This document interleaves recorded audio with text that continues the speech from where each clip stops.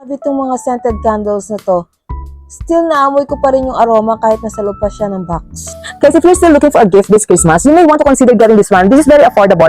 I have here 6 scented candles. Different scents sila.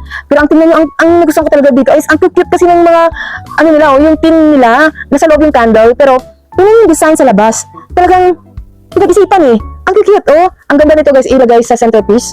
No? At ang gandang pandigalo talaga nito.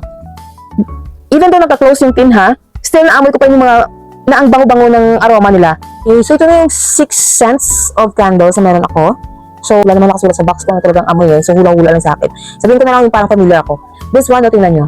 Diba ang ganda yung box oh. So pag nagbigay kayo nito sa someone o sa pagregaluhan ninyo, hindi na kailangan ibalot pa. Ito na, lagyan nyo lang scotch tape ang box and then you can give it to them. Ang ganda eh. Ito parang vanilla lang siya. Mild and scent. This one, yan yung detail ha. Diba? Parang lavender. This one is jasmine. Ang bango. Oh, parang amoy mayaman. Simple lang design, no? Sa mga feminine type ng pwedeng bigay. Ito naman. Ito, vanilla. Pero mayroon siyang orangey na amoy. Naamoy ko yung balat ng orange. Balat talaga ng orange. Parang ganun. Ang pangalan eh.